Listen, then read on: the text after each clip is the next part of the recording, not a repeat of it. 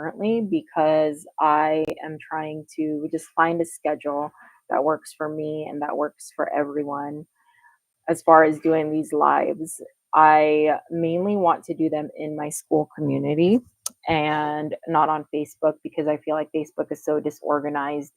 My group and my announcements get lost in the shuffle. On Facebook, there's so many of you guys. You guys are in like 500 groups or 200 groups, and so whenever my group shows up with announcements and stuff, is just who knows when, right? Or who knows when that's going to happen or what. So that's why I decided to try and move everybody to school. Right now, I put it $7 because we did hit 100 members. So it's still fairly, it is affordable actually for everything that you get on there. What I'm doing here is a presentation, and this presentation will turn into a lesson that I upload into my school community. And if you're already in the school community, you'll know that there are 20 plus lessons in there that go over everything you need to know while you're on medications. So today, since we don't have any questions, I think I'm just going to move forward in this portion. Let me see if anyone's joined. Yeah, no one's participating. So this replay is going to be available within school, and I will let keep this replay up on my Facebook group for 24 hours. But if you guys want to catch this replay plus get a copy of the slides, because I always like to get a copy of slides for notes and just for me to reference, everything is going to be in the school community. So let's get started, right? We're going to talk about managing fatigue while on medications and some strategies that we can use and that I've used and that I've had others use when getting on medications and why this happens.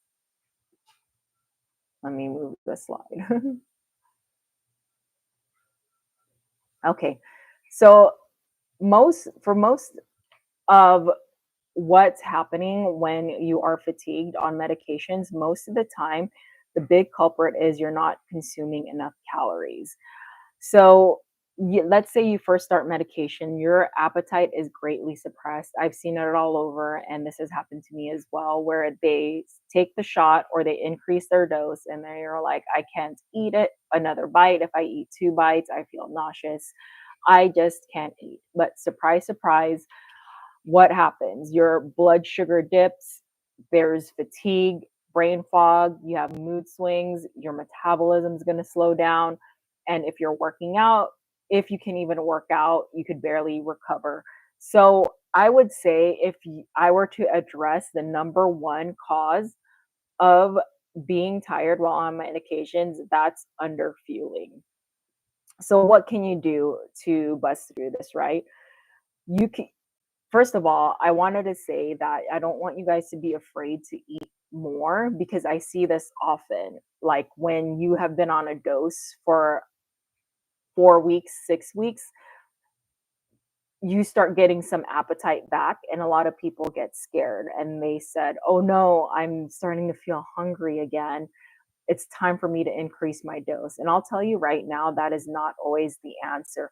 With these medications, you have to find that there is a happy medium between appetite suppression and being hungry enough to get enough calories in your body for you to just move day to day, to have energy to get you to work out and do those strength training sessions.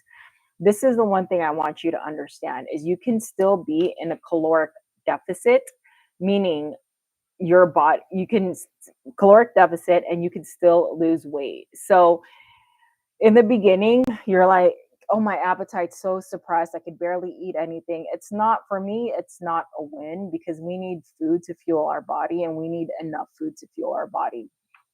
So one of the strategies that I have for you is I want you guys to track your calories and your protein for at least 3 to 5 days and see how much you're actually eating. For most people, they eat between 500 to 1,000 calories daily. And I'll tell you right now, unless you are a 5-year-old child, that is not going to be enough for you for your day to day. I go over, your total daily energy expenditure, the calories that you burn on a daily basis on a different lesson. But for this lesson, for the most part, most of us are under eating, and that's why we're fatigued. So how can we combat this? And if you're say, if I eat, another bite of chicken, another bite of rice, whatever it is, you get nauseous. So how can we combat this? One way to combat this is to just drink your calories. And I've said this a lot of times in my groups is I make high calorie smoothies on those days when I don't have an appetite. And usually it's the days where I didn't work out, or no, not didn't work out, when I don't have, yeah, when I didn't work out or when I was increasing my dose. Right now, I don't have that because I'm maintaining, but when I increase my dose, when I have the appetite.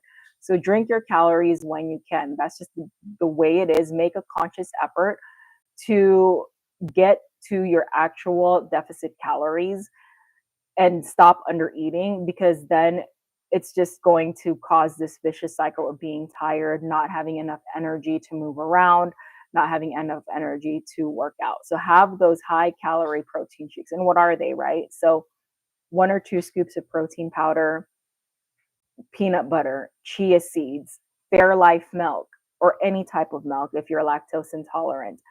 What else can you put in? You can put spinach, berries for added fiber. Remember, fiber is important, you guys. We have to be going every day, if not every other day, because this can also cause plateaus. And I don't want to go off on a tangent, but this is what happens. So make sure that you are properly fueling, because if you are not, you are always going to be tired, and you're not going to have the energy to not only do your walks and work out, but also your body. If you're constantly under eating, eventually your body is going to plateau. So that's one reason. Number 2 reason is your body is adjusting to these medications. Let me just check and see if there's anyone on live. Oh, no one's on live. Okay. So initial fatigue is completely normal. I don't know how to get these. Initial fatigue is completely normal when starting medications. It's just your body adjusting to metabolic changes that are happening in your body, especially if you went from, let's say, eating 3,000 calories a day and all of a sudden you're eating 1,000 calories a day. Your body is kind of going to go into shock and say, what's going on? We normally have 3,000 calories to work with, and now we're only getting 1,000 calories. So your body is going to adjust. Energy dips in the first few weeks, especially when you start medications or when you're getting on a new higher dose, is pretty common. It's just your body adjusting to slowed gastric emptying, because that's what GLP-1s and GIPs do. It's just, it slows your gastric emptying, just hormonal changes going on within your body, and reduced glucose spikes. So this is, these medications, you have to remember, were originally developed for diabetics, right? And so what do we want to prevent with diabetics? And that's an increase in glucose spikes or increase in insulin. And these medications are designed to somewhat suppress that, because remember, diabetics, they have high insulin in their blood, high blood glucose levels. So these medications are suppressing that a bit. So that's going to naturally make you tired. But over time, again, your body will adjust, especially if you bring some exercise in there. But this is not going to mean that you're going to be exhausted forever. I was exhausted when I first got on medications at first. And about after 6 to 8 weeks, I would say, and making a conscious effort of eating my calories, I was able to adjust, and I got my energy back, right? And one of the things that can help with this is, I want you guys to just monitor your progress. No, like if it's the notes app on your phone, if it's in an actual journal, I want you to just keep a track of your daily energy levels. I want you to note patterns in fatigue, and then times when you feel energized. I want you guys to analyze your changes over several weeks to evaluate your progress.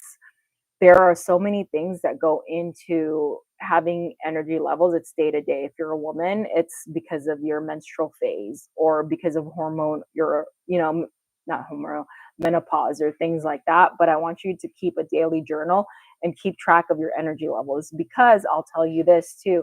When you keep track on a daily basis of what you eat, you'll find that certain foods you eat give you a lot more energy. So those days or those times, women, I still see it on here. women want to always eat low carb. So if you eat low carb consistently, your body, and plus you're eating very low calories, your body is not going to have energy. Carbs, carbs are not bad for you. Carbs are very beneficial in so many ways because it gives you energy to get through your day, and it helps with digestion with protein. And if you eat the right amount of carbs, you can have it in your diet. Not right amount, the right kind of carbs, you can incorporate it into your diet. So that's the second strategies. I want you guys to track your symptoms daily. Next, this is also a a strategy that you can use for when you have days when you have lower appetite versus higher appetite, because this can help with energy levels. So it's called calorie cycling. So some days, so typically the first, I would say three, for me, the first 3 days of injection day, your appetite is really, really low. And as the medication works through your system, and then as you get closer to that day 7, when it's time for your shot, your appetite may be a little bit higher. And I encourage you to use this to your advantage, because if you are not consistent, if you're knowledgeable enough in tracking calories and you trust yourself to get enough calories, you can actually incorporate calorie cycling into your diet. So how does this work? Some Let me see. I'm sorry. I have my notes. So how does this work? So all on lower hunger days. So let's say your first 2 days of shots, right? I want you guys can eat like not very little, but to your close to your deficit calories. So 1200, 1300, 1400 calories. And let's say your calorie deficit, or what you've calculated, is 1700 calories. I want you to at least average that for the week. So how would this look like is the first 2 or 3 days, 1200, 1300, 1400 calories. And then the rest of the week, when you get closer to shot date, try to get closer to 1700, 1800 calories. I forgot what I said the calorie deficit was, but try to get closer to your deficit calories on those days, because use those hunger cues closer to shot day to your advantage. And it's okay for you to increase those calories. Don't be afraid to increase those calories, because it will actually benefit your body. Another tip is you can use calorie cycling. This is a little more advanced, and I can go over this, but for the days that you work out. So let's say you work out Monday, Wednesday, Friday, you do strength training session for 45 minutes. Just have those be your higher calorie days. You're going to be naturally hungrier anyway because you worked out those days. So use those days to have higher calorie days. And then Tuesdays and Thursdays can be your lower calorie days, as well as the weekends. If you don't work out, if you're not active on the weekends, you can make those your lower calorie days. In the end, when you're looking at it from a 7 to 14-day perspective, it all comes down to your average calories for the week. So it evens out. I've done this before too, when I've tried to cut fat, just depending on my appetite levels.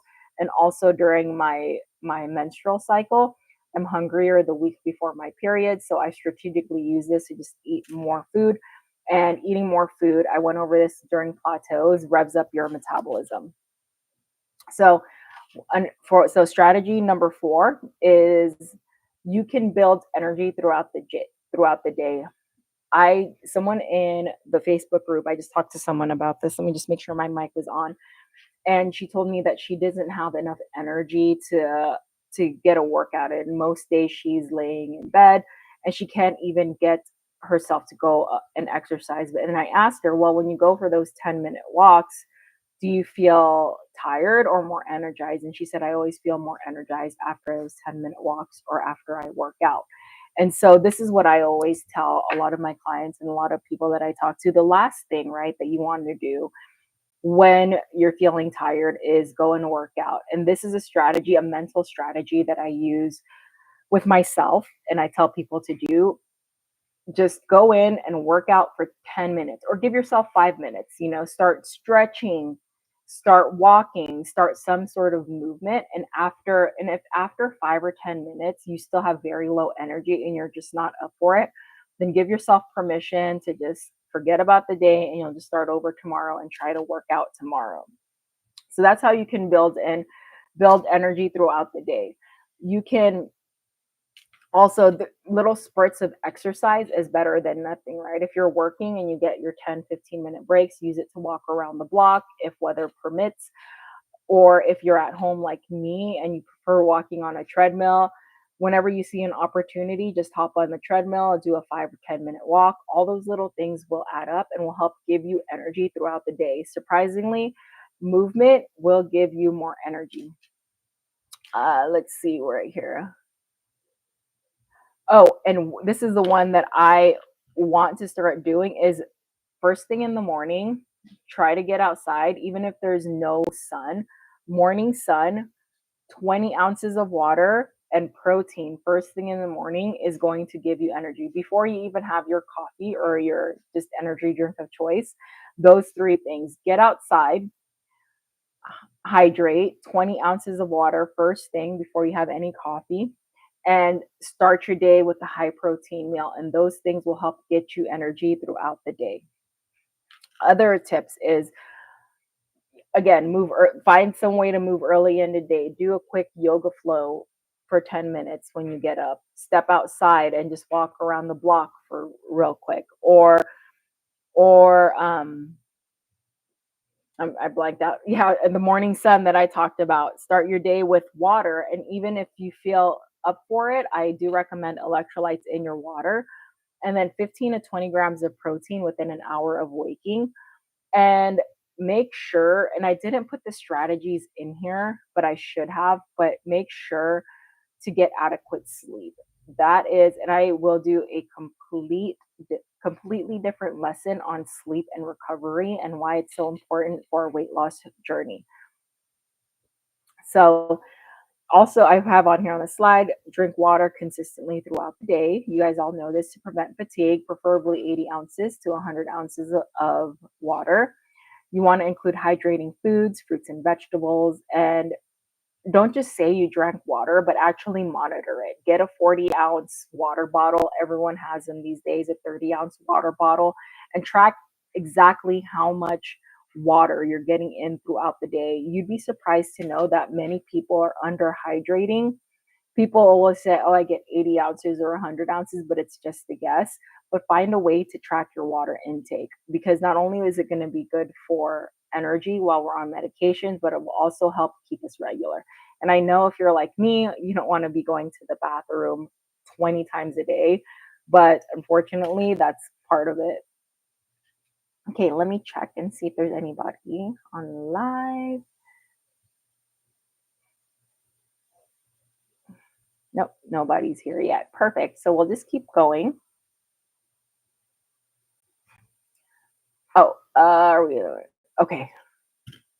I want you guys to also, part of my GLP-1 community is just the whole mindset aspect of weight loss. And I realize that without the proper mindset, it is going to not be sustainable results, because not only are we changing our bodies on the outside of how we look, but we also need to change our mindset. So I incorporated this into here.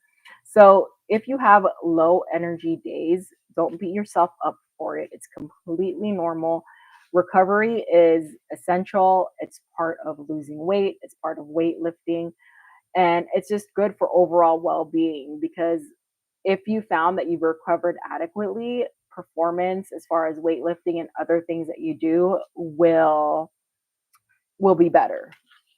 You don't need to be hard on yourself and push hard every day. For example, a lot of women, I see them get hard on themselves. I didn't do my 45-minute cycling class today, or I didn't get a strength training session. It's okay to do that. It's okay to give yourself grace. It's okay to give yourself rest days. I'll be 100% honest. I still beat myself up for days that I don't work out when I was supposed to. I have to learn more to just reframe it and let my body rest and listen to my body a lot more. For example, today, I didn't get very good sleep last night, so I know that I am going to sleep right at 9 p.m. today.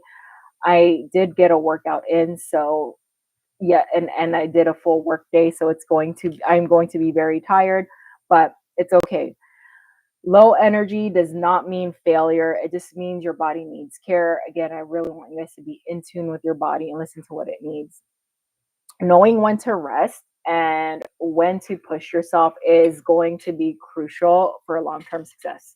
Speaking of tracking water, so here, see, I have a mason jar and it has like the ounces on the side. So this appears 24 ounces. So if I'm at home, I will drink this. If I am out and about, I have a 40-ounce water bottle.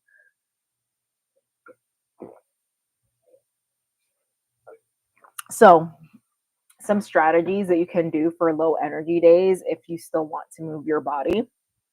You want to focus on mindset work, journaling. You can do a light walk or some yoga movements. You can, but make sure you eat a nourishing, easy to digest meals. And again, you want to just journal, review your goals, review how far you've come. I put that on here. Oh, where's my mouse? Okay.